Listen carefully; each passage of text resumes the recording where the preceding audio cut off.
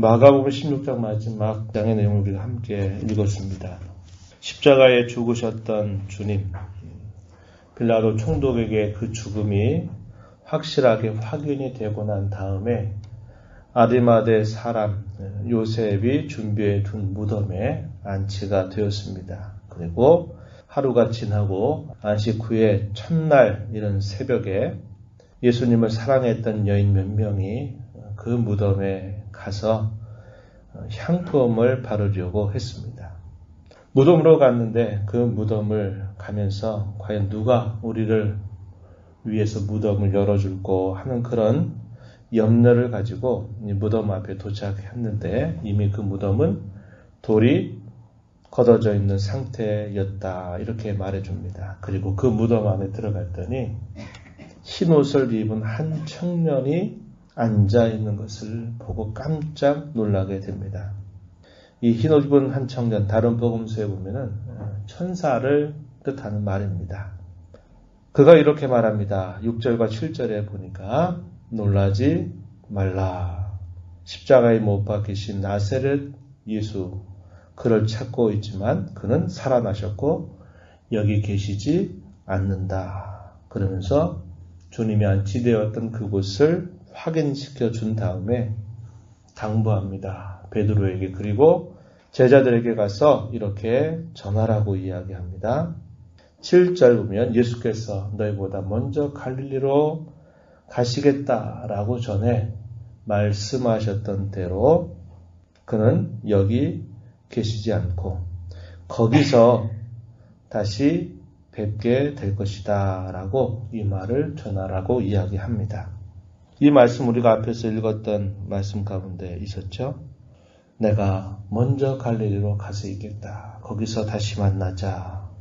배반하기 직전에 주님께서 그들을 끝까지 사랑하시면서 주님이 그들에게 꼭 이 말을 잊지 말고 다시 만나자 하는 그 말씀을 건네주신 바가 있었습니다. 마가복음 14장 27절, 28절 말씀에 그 말씀이 잘 표현이 되어 있어요. 이러한 말을 들었던 그 여인들은 너무나 놀란 나머지 어떤 말도 할 수가 없었습니다. 그러고 난 다음 이제 실제로 부활하신 주님께서 가장 먼저 만난 사람이 있었는데 역시 막달라 마리아라고 표현합니다. 9절 말씀에 보면은 7 귀신을 쫓아내어 주신 막달라 마리아. 귀신에 온전히 사로잡혀서 자기의 인생이 망가지고 망가졌던 한 여인이 예수 그리스도의 귀한 사랑으로 말미암아 그가 온전한 사람이 되었고 그가 주님을 알았고 주님을 무척이나 사랑하는 한 여인이 되었습니다. 그 여인에게 주께서 나타나신 겁니다. 제자들을 향해서 그 부활의 소식을 알리러 가던 중에 주님이 그 막달라 마리아를 만나신 것이죠. 이러한 만남의 사실들을 이제 제자들에게 찾아가서 예수께서 살아나셨다고 하는 말씀을 하고 예수님께서 말씀하셨던 것처럼 갈릴리에서 뵙자라고 이야기하셨다라고 전하지만 이들은 그 말을 듣고도 믿지 않았습니다. 왜 그런가? 10절에 보면요. 슬퍼하며 울고 있는 중에 라는 표현이 있습니다. 그들이 슬픔에 젖고 울고 있는 그 상황 속에 예수께서 부활하셨다고 하는 소식을 이야기하지만 그 슬픔과 울음 때문에 그 말을 듣고도 믿지 아니했다. 이렇게 말합니다. 사람이 이렇게 연약하고 참 부족한 자임을 우리는 깨닫게 되는 것입니다. 어떤 상황이 자기에게 주어졌을 때 그 상황에 몰입을 하게 되고 그 상황 속에 깊이 젖어 있게 되면 다른 소리를 듣지 못하는 겁니다. 주님이 3차례나 걸쳐서 내가 고난받아 죽게 된다. 그러나 나는 다시 사흘 만에 살아난다. 라는 말씀을 여러 차례 말씀을 하셨는데 제자들은 그 말씀이 귀에 들리지 않은 채 분명히 부활했다고 하는 소식을 전달해 주는 여인의 말을 듣고도 슬픔 중에 슬픔 때문에 그 말을 믿지 않았다 이렇게 표현을 했습니다. 그 이후에 주님께서 또 두 제자에게 나타나신 기록을 알려줍니다. 이건 누가복음 24장 13절 이하로부터 있는 이야기를 아주 축약하게 간단하게 알려준 것인데요. 이렇게 표현합니다. 그 후에 그들 중 두 사람이 걸어서 시골로 갈 때 예수께서 다른 모양으로 그들에게 나타나셨다. 이렇게 이야기합니다. 주님과 대화를 나누죠. 처음엔 한 동행자로 알았습니다.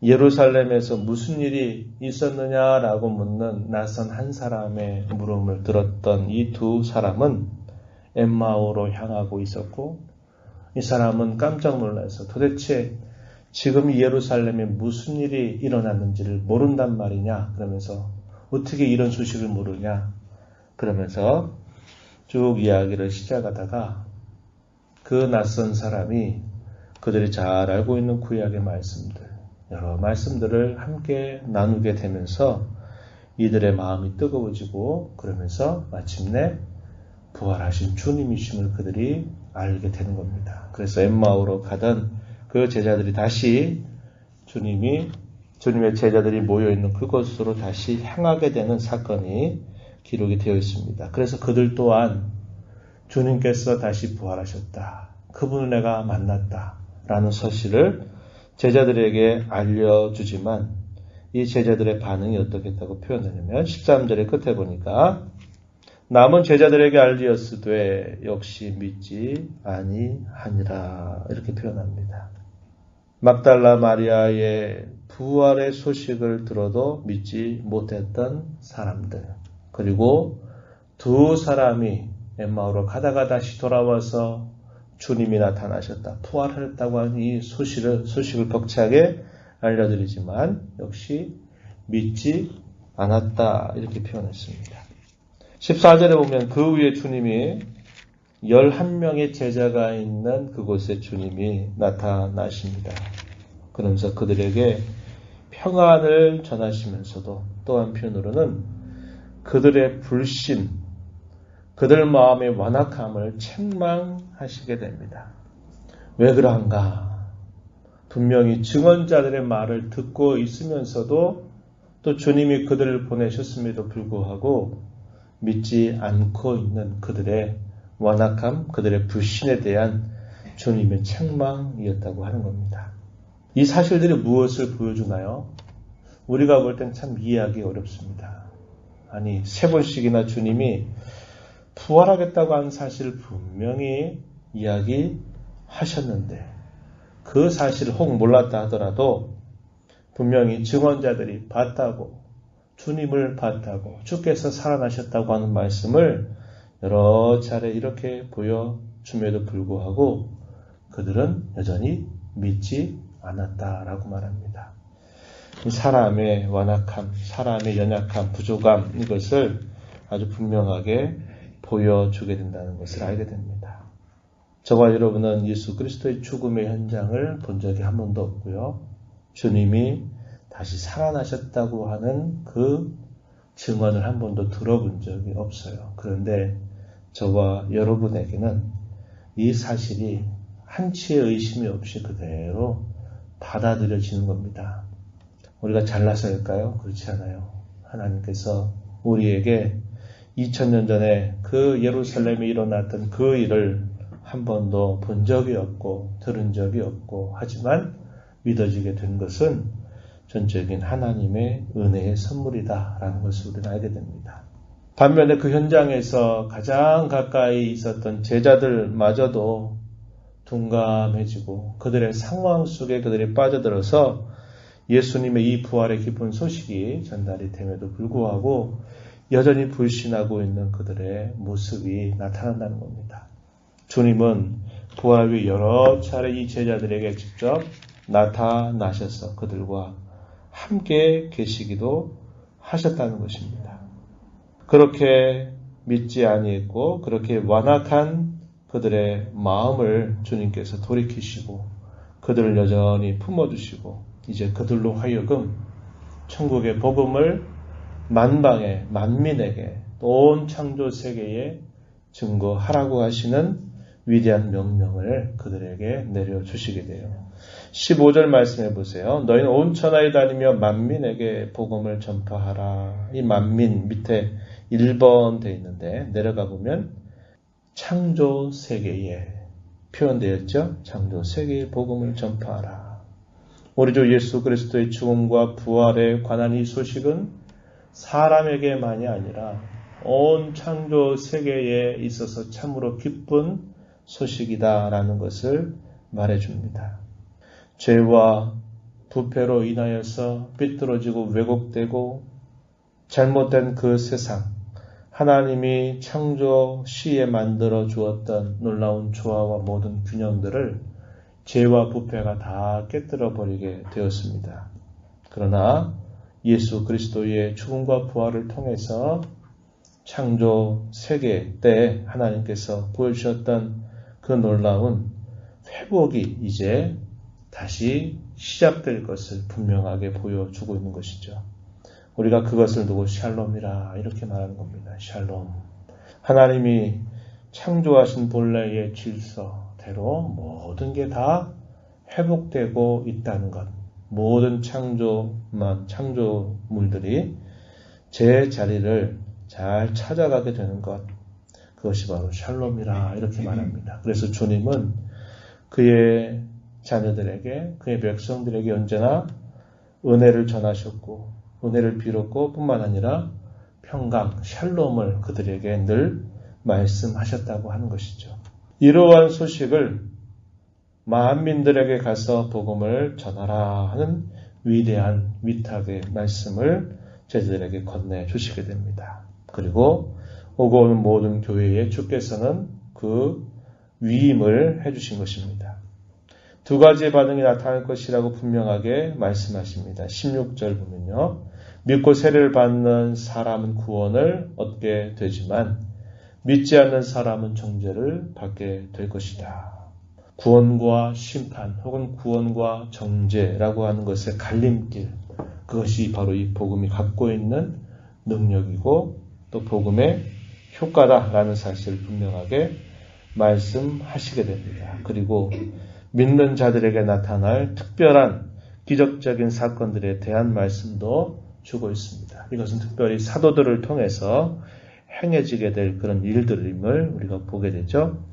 귀신을 쫓아내는 것, 새로운 방언을 말하는 것, 해를 받지 않을 것이며 손을 얹어 기도한 즉 다 나음을 얻게 될 것이라고 하시는 말씀을 함께 하시면서 주의 복음이 참된 진리라고 하는 것을 분명하게 확증시켜 주실 것을 약속하시면서 그들을 보내시는 것입니다.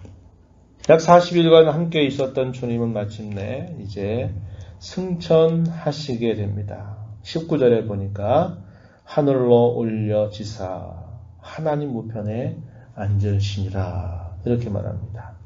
우리의 참된 구주가 되시고 우리의 영원한 대제사장이 되셔서 하늘의 보좌에서 여전히 말씀과 성령을 통하여 우리를 다스리시고 끊임없이 우리의 모든 죄와 허물을 위하여 지금도 대언자로서 함께 하시고 우리를 언제나 위하시는 주님이 끊임없이 일하고 계심을 보여주고 있다는 겁니다. 20절 말씀해 보세요.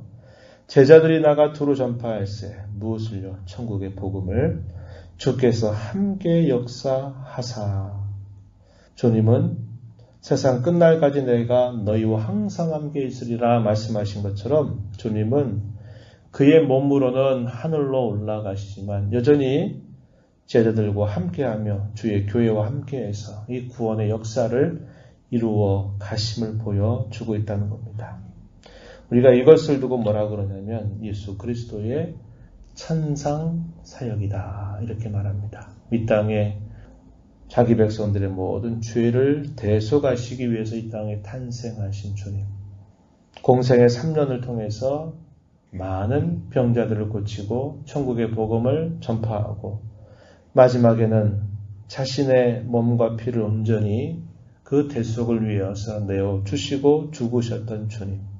사망의 권세를 깨뜨리시고 부활하신 주님. 그리고 하늘로 올라가신 이 모든 내용들은 예수님이 지상에서 행해 주신 속죄의 사역, 대속의 사역이었다면 하늘로 올라가신 주님은 지금도 여전히 자기 백성들을 위해서 변호하시고 자기 백성들을 말씀과 성령으로 여전히 다스리시면서 이 구원의 역사를 세상 끝날까지 온전히 이루어 가시는 일에 일하고 계시다라는 사실을 보여줍니다. 우리가 오늘날 살고 있는 이 시대도 우리 주님께서 천상에 계시면서 여전히 계속적으로 일하고 계시는 그 효력을 우리가 날마다 받고 있는 것이죠. 오늘 이 말씀을 우리가 생각하면서 예수 그리스도의 죽음과 부활을 통해서 지상 사역을 완성하신 주님은 지금도 천상 사역을 통해서 끊임없이 저와 여러분을 구원으로 이끌어 가시고 또 모든 자기 백성들을 구원케 하시는 일을 하고 계십니다. 우리에게 위탁된 위대한 사명은 이 천국의 복음, 이 화해의 복음을 우리 남은 생애 가운데서 끊임없이 잘 전달하는 일에 있다는 겁니다. 우리의 말을 통해서 우리가 매일매일 살아간 우리의 삶을 통해서 우리는 이 일들을 끊임없이 생에 닿도록 거룩한 본분으로 알고 살아가야 될 사람들입니다.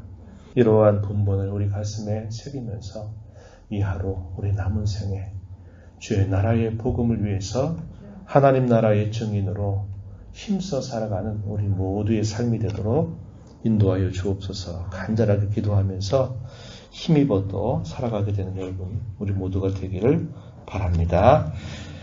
하나님 아버지 감사드립니다.